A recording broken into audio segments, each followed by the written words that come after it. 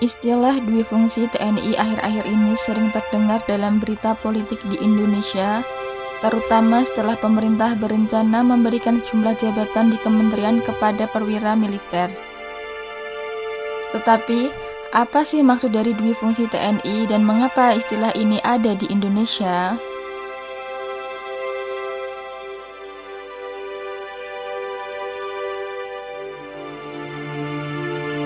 Duifungsi TNI adalah gagasan yang diterapkan oleh pemerintahan Orde Baru yang menyebutkan bahwa Angkatan Bersenjata Indonesia, terutama TNI Angkatan Darat, memiliki dua tugas pokok, yaitu pertama, menjaga keamanan dan ketertiban negara, kedua, memegang kekuasaan dan mengatur negara.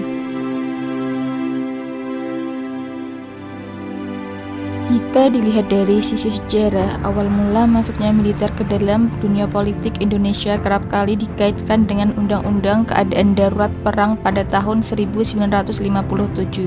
Peraturan ini memungkinkan militer untuk mengeluarkan perintah atau peraturan yang menyangkut ketertiban umum dan keamanan ketika kondisi darurat perang.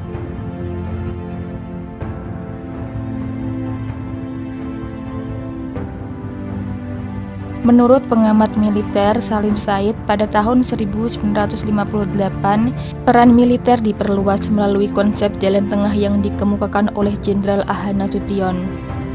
Dalam pidatonya Jalan Tengah, Jenderal A.H. Nasution mengungkapkan bahwa militer tidak hanya akan menjadi alat pemerintah dan militer juga bukan rezim yang mendominasi.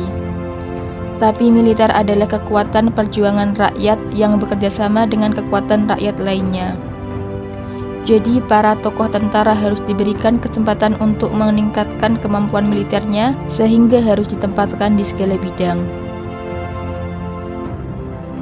Doktrin tersebut kemudian semakin menguat pada tahun 1959, di mana pada masa itu hampir sepertiga kabinet diisi oleh pihak militer.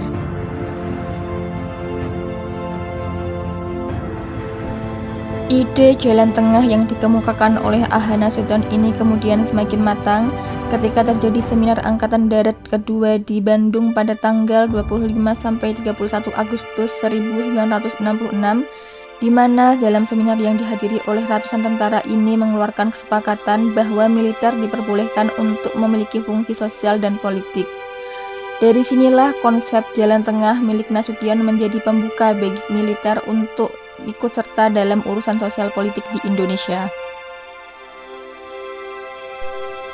Kemudian di bawah kepemerintahan Orde Baru, konsep jalan tengah A.H. Nasution ini diperkuat dengan berbagai peraturan yang membuat militer secara resmi memiliki dua fungsi.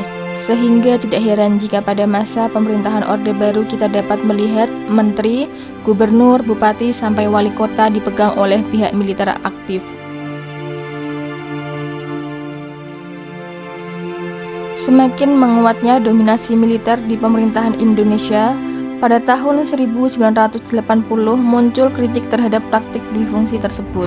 Namun, kritik tersebut tidak ditanggapi oleh pihak pemerintahan, karena oleh pihak pemerintahan Orde Baru, duifungsi adalah alat bagi rezim Orde Baru untuk menekan kebebasan sipil di Indonesia. Baru ketika Soeharto akhirnya meninggalkan jabatannya pada tahun 1998, doktrin duifungsi ini akhirnya dikikis perlahan-lahan dengan langkah pertama yang diambil, yaitu menghapus duifungsi TNI dengan menghilangkan jatah fraksi ABRI di MPR.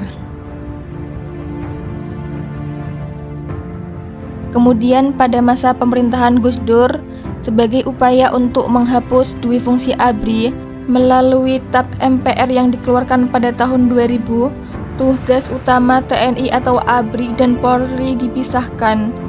Sejak saat itu, TNI berfungsi sebagai alat pertahanan negara, sedangkan Polri menjadi institusi di bawah kepresidenan yang tugasnya adalah menegakkan hukum dan keamanan negara.